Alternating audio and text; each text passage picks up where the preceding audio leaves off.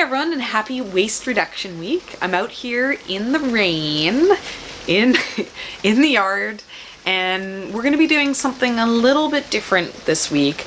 I'm not going to be talking about the garden at all. Instead, I'm going to be following the daily themes of the Canadian Waste Reduction Week, and I'm going to talk about some different stuff. One of the reasons why we grow as much food as we do is Ian and I are really interested in trying to find ways to live more sustainably, and a huge part of that is waste reduction. Growing food ourselves means that we are truly eating local food. There's no transportation involved.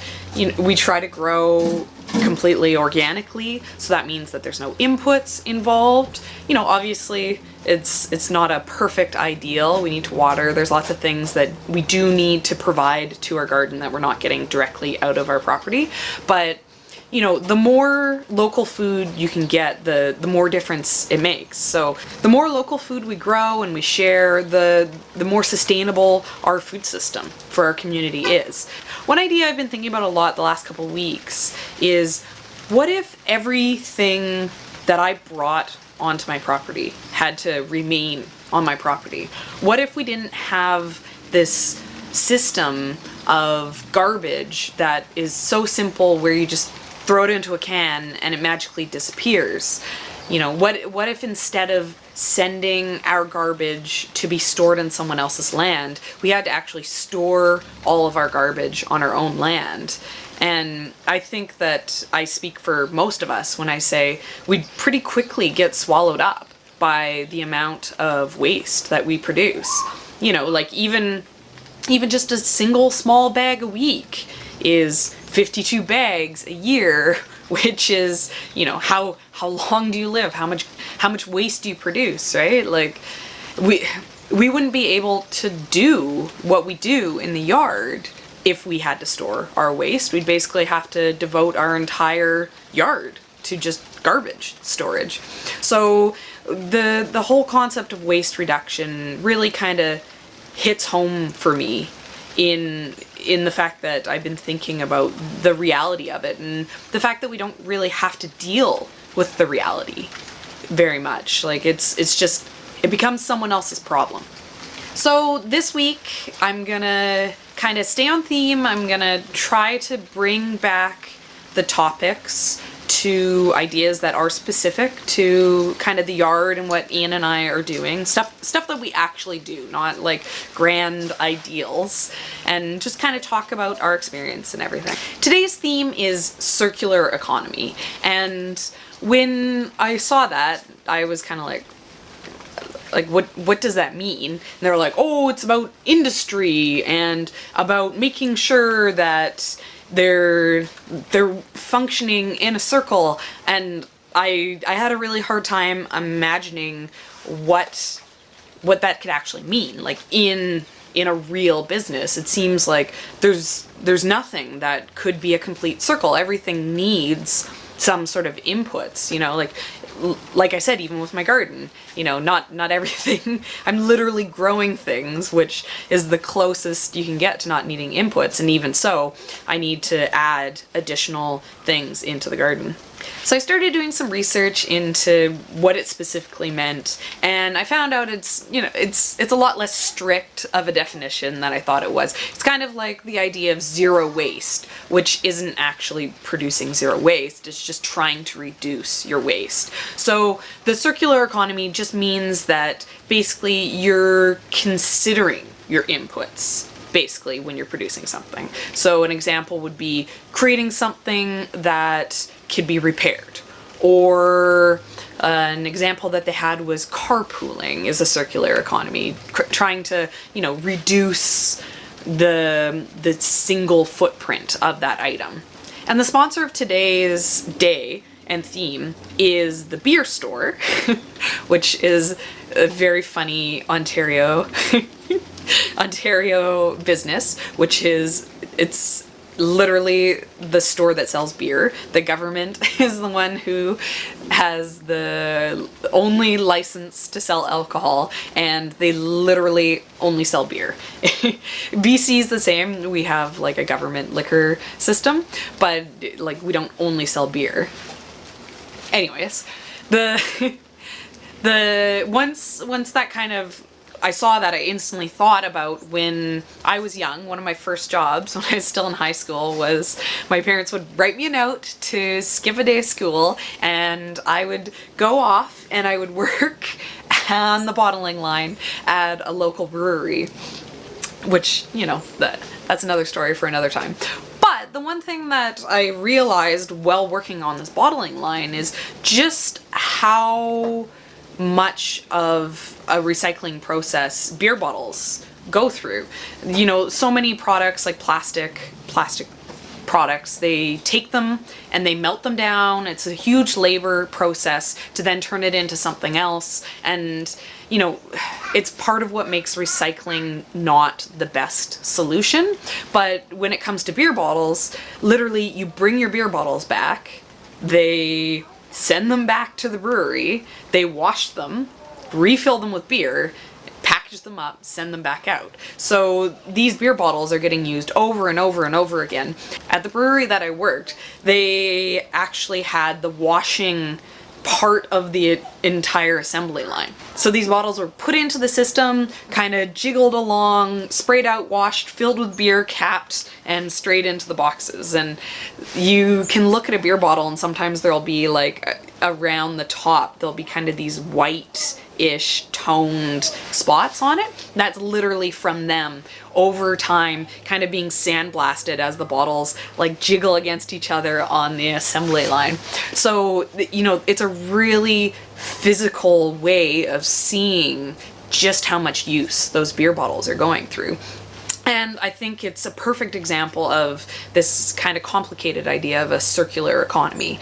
You know, a beer company could choose to bottle into something that is like a one-time use container that then has to go through the breaking down recycling process, but instead they choose to use these reusable containers. And in the case of the beer store actually takes back the bottles and then ships them.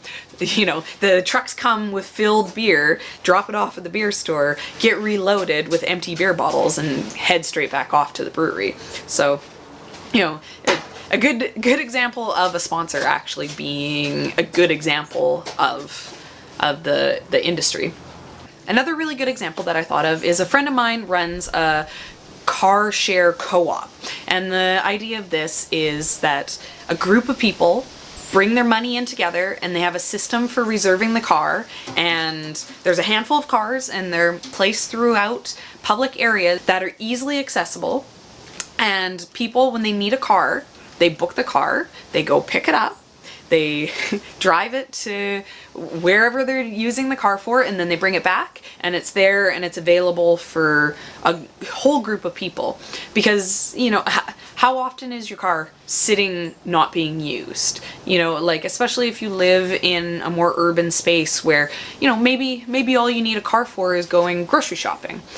And, you know, like, cabs are gonna obviously be a little bit more expensive than this idea of sharing this vehicle with a group of people. So it's a really great way to take a resource that is really intensive to make, a car, and then kind of split the use of it to be a more efficient and more practical way of using a car. And, you know, that's another idea of the circular economy that I thought of that kind of made sense and was clear to me. In context to Ian and I think my takeaway from this idea of how the circular economy contributes to waste reduction is the fact that if you make educated decisions in regards to the manufacturing and like the life cycle of products that you purchase, that can be a way of reducing your waste. So, you know, in the example of getting items that can be repaired, it makes sense to spend a little bit more money on an item that when it gets damaged is repairable rather than it just being completely disposable. And by repairing it and getting that longer life out of the product, you're gonna be making a really big difference for the waste that is produced. You know, an example that I can think of just right now, because I'm looking at it right behind the camera, is when we purchased our baby stroller.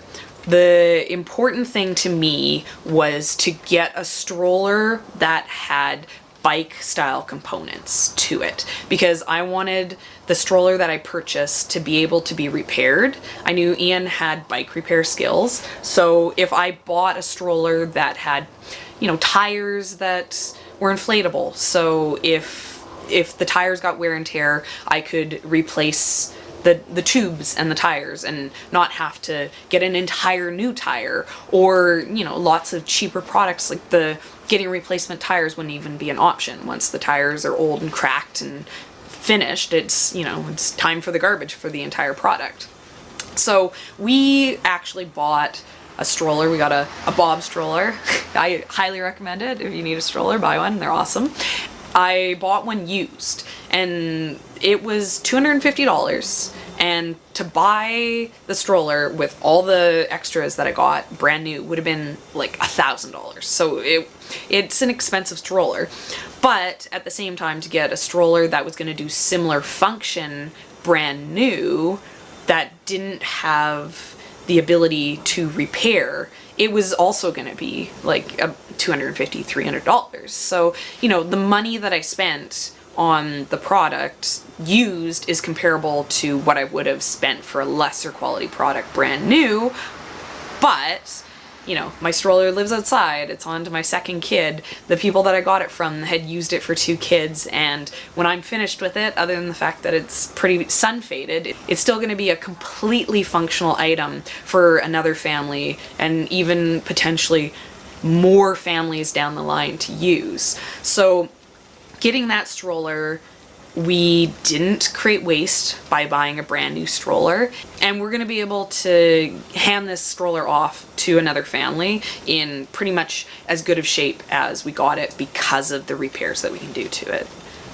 I know that talking about waste reduction stuff can kind of have a lot of guilt associated to it, and so I mean, Ian and I were not like these shining examples of perfection, like, especially when it comes to waste reduction. I mean, like, I'm sure you've seen the mass amounts of garbage in the background of every single video we've ever made.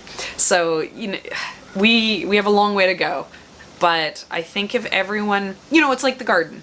The small steps that it takes to create this garden, you know, is worth it in the long run. And the concept of waste reduction is the same, where it's these small steps that we can take, if everyone's taking them, are going to make a really big difference. And, you know, now's the perfect time to do it, right? Like, back to that idea of all the garbage piling up, you know, if today I can have a week where I don't make a bag of garbage, you know, even if it means next week I still have a bag, I've reduced my bags of garbage down from 52 bags a year to 26 bags a year, and that's significant. That's huge. And, you know, if I tell people that and they're inspired even just a little bit to, you know, reduce one single thing, you know, if I tell 100 of you and you go and you reduce one little thing and it's gonna save you 1 bag a year, you know, that's 100 bags of garbage. That's that's more saved than you know what I could even do if I completely reduced my waste. So I think it's important to talk about, and I hope that you guys will enjoy this week and the things that I'm talking about and get inspired and, you know, all that. If there's something that you guys do, let me know below. I mean, a lot of this conversation is about inspiring each other, and I think that's a lot of the theme of this Waste Reduction Week, is just, when you talk about these ideas and it creates momentum. So definitely give me a comment below, tell me one thing that you reduce for your waist, and give me a thumbs up. Smash that like button if you're interested in this series that I'm doing this week, and I will see you tomorrow. Tomorrow's theme is textiles, and I have a really fun project that I've been working on for a couple weeks that I think is a really good example of that theme. So make sure to check back tomorrow.